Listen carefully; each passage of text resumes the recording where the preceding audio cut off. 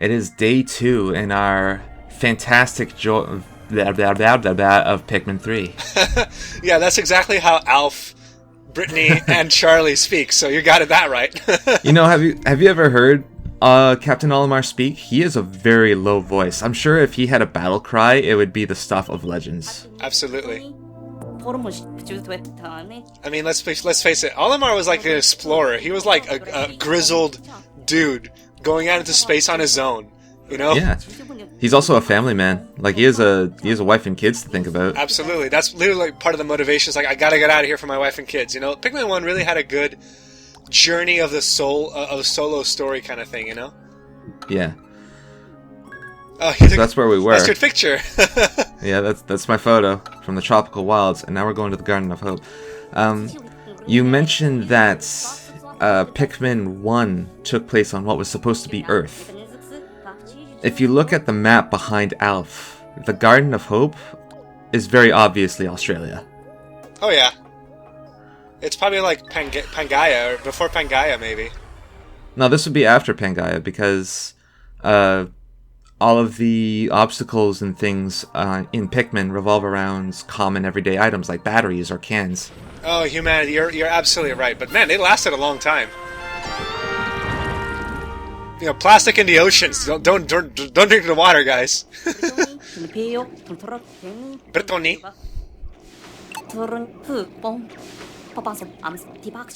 Yeah, we only have 2 days to find Brittany and Charlie and beat the game. And you know, get food because you know, God knows that I hope that they're not dead already. You know, Alpha. It would suck if Alpha was like, "Oh my God, they're all dead. They died of starvation." Get all the Pikmin. Might as well. Good morning, boss. Are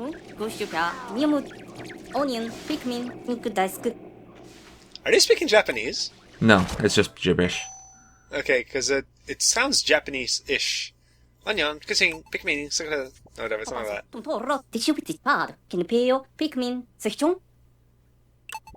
Nah, that's just gibberish to me. It doesn't sound anything like Japanese. So what is this you're installing? You're installing modules or something on your Copad or whatever? I'm installing apps. Gotta make it 2020, guys. Or 20, when did this come out? 2015? 2013. 2013. Gotta make it 21st century, man. 2010s. Gotta aim it right, man. Aim it on the pellet. It's a one-shot kill that way. That's a strong wall right there.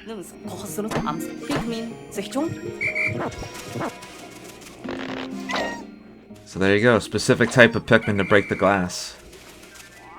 We've been introduced to reds and yellows so far. Right. Except Alpha's the scientist of the group. And, get that Bulborb. It's a Bulborb. You got him. There you go. He's dead. Convert him to our cause. Take his biomass for ourselves. You know, waste not, want not. Exactly. I do see quality of life stuff here about Pikmin 3 that Pikmin 1 didn't have. Like, you can actually see how many Pikmin are throwable on your reticle. Oh, yeah. And a couple of other things I'm noticing are, like, you know, like the squad in the field. I think that was already there. But also, I think the reticle really is only the big one, from what I can recall. I'm sure a Pikmin 1 player who played recently would be like, "No, you're forgetting this," and you call yourself an expert. I'm just like, I'm not. I suppose I'm not an expert. Yeah, I suppose that's fair. It has been a very long time since you played as well. Oh yeah, I was playing Pikmin 1 when I was still before, like, freaking 2004 or something. Something like that. Yeah. Pikmin 1 was on the GameCube, Pikmin 2 as well. And this game was on the Wii U, which is 2 generations later, so yeah, 2004 sounds about right. I wonder why they didn't bother on the Wii. I think they re-released Pikmin 2 on the Wii. Well, that's a re-release. It's not a whole new game. Maybe the guys who were behind Pikmin were like, no, you know, this isn't quite the what do you call it? Franchise that you want to keep going? And I don't know, maybe it's like a franchise, they're like, what can we revisit, you know? And they're like, let's revisit Pikmin. You know, that's an interesting thought. Have you ever thought about why there is no new F-Zero since F-Zero GX? Well, I'm sure you'll tell me. I'm sure it's not because people are like who are looking at it like it's a bad game, and it's a good game, right? So what's up? Yeah. It was considered a fantastic game. The reason why there is no F-Zero after GX is because Miyamoto, specifically Miyamoto, or at least that's the story that I've been told, he doesn't know how to take it any further. And if he can't advance a franchise, like, artistically, then he sees no reason to continue I can see the artistic part behind it, but at the same time, I'm like, dude, it's F-Zero. You know, Mario Kart, how many iterations has Mario gone through? Yeah, it's gone through, like, 8 different games, and the only reason why Mario Kart 8 got as far as it did... The only reason why Mario Kart 8 got as far as it did is because it had to crib off F-Zero. So you sacrificed F-Zero for Mario Kart, which I think is, like, honestly the better business decision. Mario Kart is way more universally accepted than F-Zero was. Yeah, I suppose you're right. I mean, people still play Mario Kart 64, say. Oh yeah. Mario Kart 64 was featured at AGDQ recently.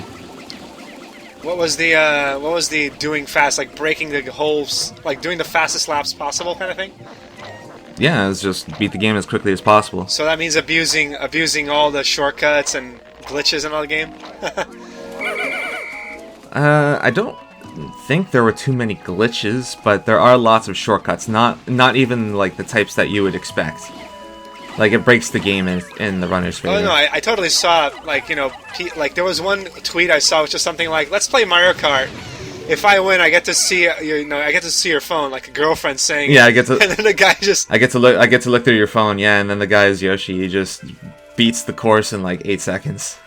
Yeah, does a lap in 8 seconds, 3 times.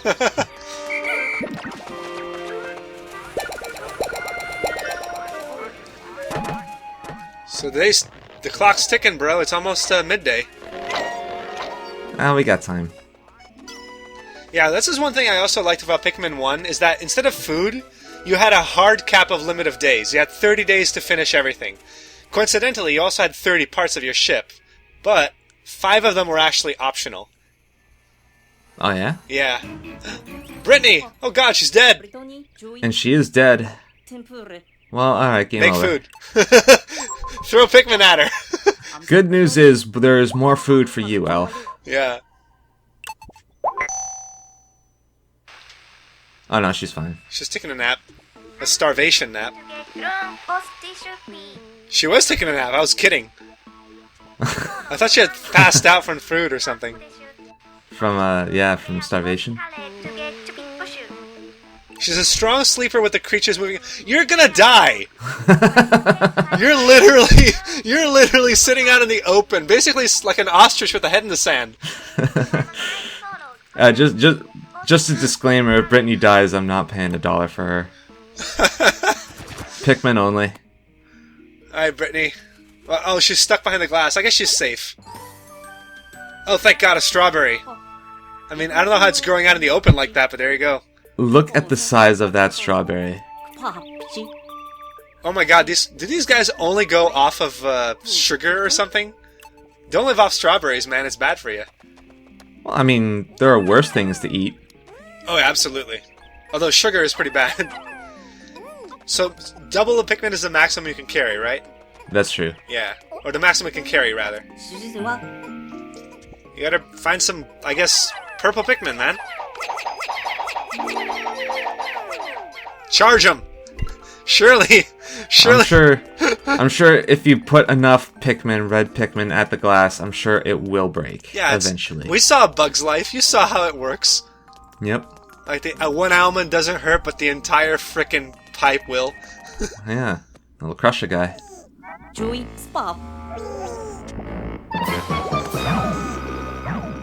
Oh my god. It's a jellyfish. It's a jellyfish with a... What do you call it? With what do you call those? Dandelions. Dandelions. Jellyfish with a dandelion. Yeah. It's Charlie, isn't he? He's inside that thing. He's being dissolved as we speak. It's analyzing the fruit. We call this a strawberry. We call this a sunseed berry. And you just juiced it. Yeah, and there you go. So that's how you survive in this game. You find fruit, and then you get another day. Is it one fruit or one per day? It depends on the fruit. Smaller fruits might only be worth like a quarter day or a half day. Larger fruits can take up, I think, as many as 4. Wow, okay. It also said something about seed bearing there. Yeah, it's a seed-bearing fruit, so you can bring it back to Kopai. So the more fruit that you find, then the more you can bring back to Kopai and save it. Oh, that's cool. It's like a multi-ending kind of scenario. Something like that. I don't recall there being multi-endings in Pikmin 3. I remember finding all the fruit and then beating the boss, and that's it. So you were going to say before I rudely interrupted you with the strawberry? About the creature there, the dandelion, and he's being dissolved as we speak? No? Nothing? I guess. Don't recall. Nope, I don't recall. Beat his ass. Just throw Pikmin at this thing and then beat it up. Oh, this is I'm pretty sure that this is a feature in a game in Pikmin 3 as well. But when enemies shook Pikmin off like that, if they had flowers on their head, they would actually lose them and degrade. Oh, really? Yeah. Like, because they literally are like shaking the petals off them. Oh, rock Pikmin. Those are totally new. Yeah, so this will fuck with your concept of Pikmin biology even more, because are they plants? Are they rocks? What are they? They're minerals. That is a rock, yes. No, I mean, they're rock... Whoa. Okay. Their first instinct is to smash glass. Alf, protect your neck, man. You're wearing glass around your head. So they're just demonstrating that they're the hard hitters in this game. Hard hitters, and they break glass. They do way more damage to glass if you throw them. I imagine us throwing a rock instead of just flicking rocks at it, you know? Yep. Alright, you found another data file. Another onion. And a data file beneath it. Oh, right.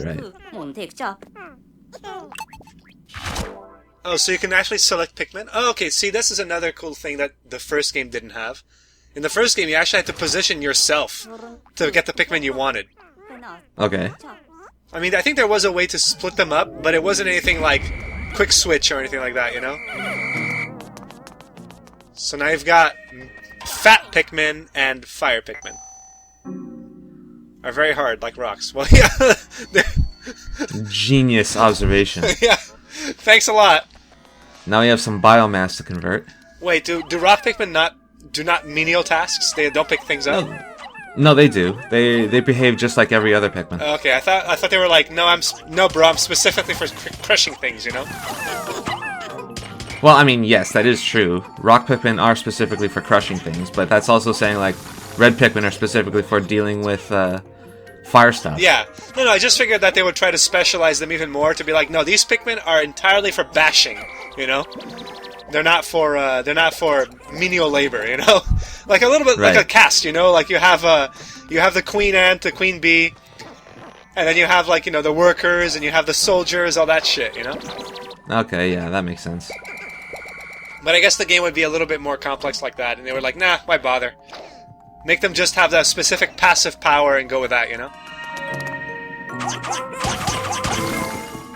I do like their sound, though. They sound kind of glassy. Especially when they bounce off things, they make that ow noise. The rock Pikmin are kind of glassy? Their sound after they smash something sounds a bit glassy. It's a cool sound. It's you know, this is one thing I really like about sound effects in this game, or just in games in general. Good sound design is always appreciated. Yeah, it's one of the things that it's less appreciated, even though it really should be good sound design. Well, it's not that it's less appreciated, rather it's more like, it doesn't get as much, say, front notice or front page as graphics and stuff like that, you know? But a good sound, like, it's like, sometimes when you're playing a game and you're, like, a fighting game and you hear this crushing sound of smashing a dude and you're like, yes! That feels good.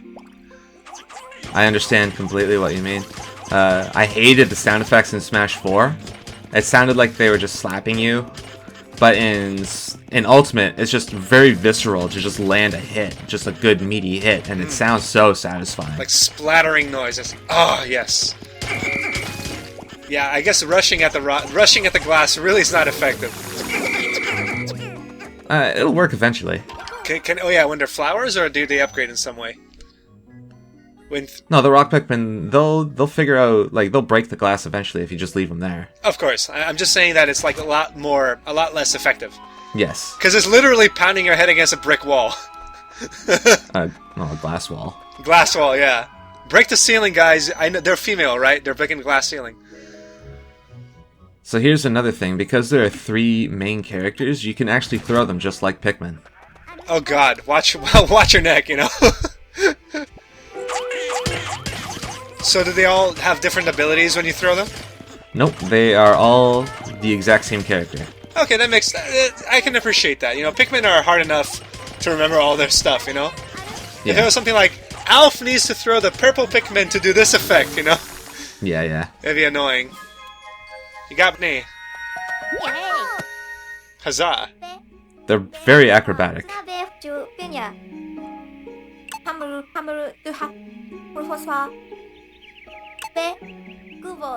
How did she survive the first night? She's doing intermittent fasting. No, it's not the fasting. It's the predators. I'm saying, like, she was like behind glass wall, so maybe there was no burrower predator that was gonna kill her ass, you know? Or a bird, yeah. Well, yeah, maybe she blended a bit with the leaves though, right? With the petals. So she has a glowing antenna on her head. A bird would like aim for that first thing. Throw some Pikmin so that she can control them.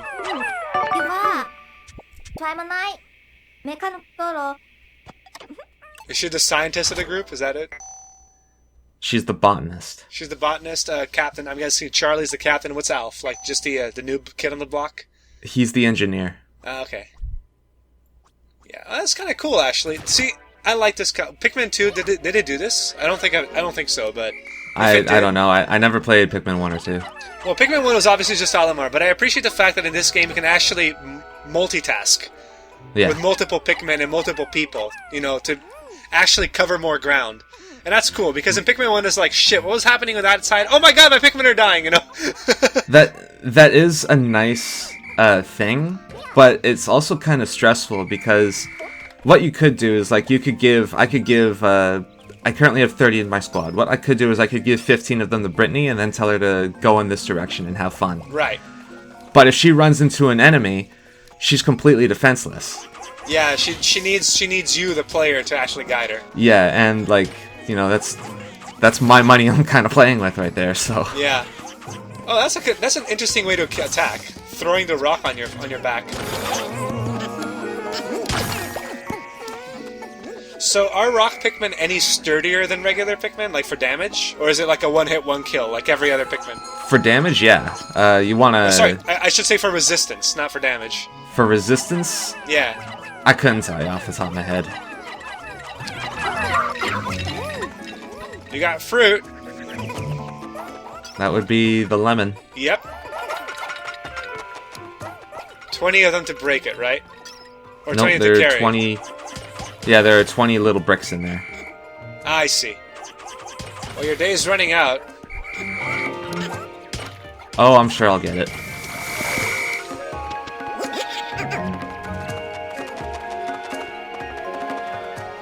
Oh, that's nice. I guess they glow their heads when they're like, I'm idle? Is that their idle animation? I think so. So I'm saying, like, we have plenty of time and everything, but, I do notice the clock at the top. Yeah. I'm not gonna bother with the bridge for today. That's a tomorrow thing. If you run too fast, do the Pikmin, like, not follow you any further? I'm not positive. I was kind of worried about that myself. He didn't say that, did he? Is she just assuming? Yeah, it's just kind of inferred. So I don't know if this is a thing in Pikmin 1, but any Pikmin that are outside of the onion but inside of that circle, they'll be fine. They're fine. That was Pikmin 1 too. Okay. Which is appreciated, because otherwise you'd have to get every single Pikmin within the onion, and that's not realistic. Yeah. So, in order for a Pikmin to be safe, it needs to either be in the circle, or in the onion, or in my squad. At least they actually show the circle in this game, and the other one they didn't. Really? Yeah. Huh. In the Pikmin one, it was like a roughly that circle, but you kind of never really knew for sure pixel-wise, you know? Right. So is that 0 next to the sun? How many Pikmin are stray and in danger? Yes, that's correct. It's currently 0 because all my Pikmin are accounted for. And you have a squad of 20, so you could probably build that bridge and run the hell away. I'm not gonna risk it. Like, that clock goes a lot faster than it seems. Oh, yeah. It's like it seems to cover like one set of distance for every minute? How many? 1, 2, 3, 4, 5, 6, 7. So there's 14. So about, I think, one of these every, like, minute and a half, maybe. We should time it next time. Maybe. Yeah, you might as well smash this before the day's up, right? No reason not to waste time. Yeah, I mean, like, it's right here. It's right next to the onion. Even if I don't break it, I'll get some progress in, and... Like... Wait, does it have to be on the onion, on the red onion, or does it have to be on the onion that the color belongs to, or any onion? You'll see in a bit. Actually, fuck it, I'll just tell you. It will be explained in a bit, like, you'll have to see it for yourself, but it's fine. Like, I'll be able to put the rock Pikmin in the red onion. They're just a bit cramped, because they're like, I'm huge, I'm fat! I'm guessing anything with 0, basically you're safe, right? Yep. You're like, they're coming with you anyway, so... What's going on tomorrow? Something very far away.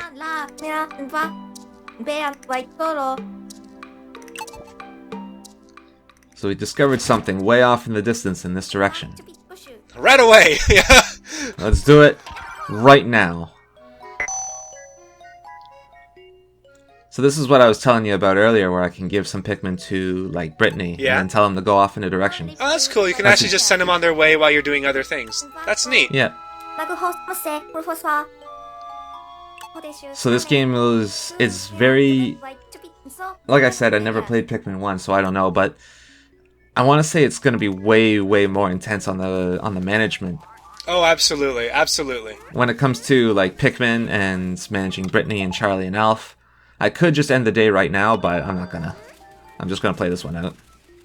Yeah, just kind of walk around, watch that beautiful timer go. Yep. So I wonder about poor Captain Charlie. The dude must be dead. Yeah, oh yeah, he's super dead. I hope you liked him, because you're never seeing him again. Yeah, of course. After 2 days of no sustenance, unless he man-moded that one thing that was gonna eat him, it's like, I ate its flesh.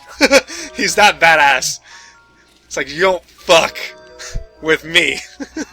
He is the captain for a reason. And there you have it, end of day. Alright, there goes Brittany, like looking around like Alamar. Yep, there she is, and dismissed them.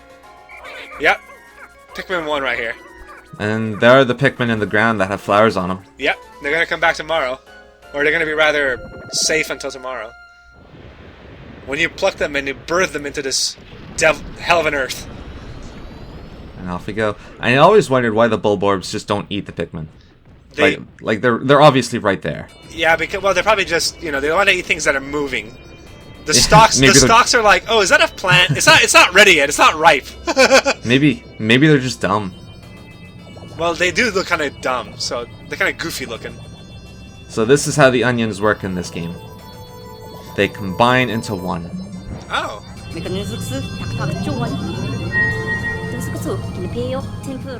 So he's an engineer, but he's also kind of a researcher. He's like our everyday dude, kind of going like, oh, let's explain things for the player, you know, because I'm new at this. Mm-hmm.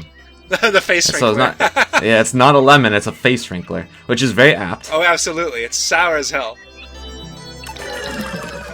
Juice it up. You make lemonade. Refreshing. Ah. Now mix it with strawberry. Make it real good. Unfortunately, you can't do that. So a lemon is worth 1.5. Unfortunately, half doesn't cut it. So, like, you can't do half a day or something. But it is good to know. So is it 1 juice per explorer, or just 1 juice per day? 1 juice per day. Man, they go off of juice. Their nutrition must suck.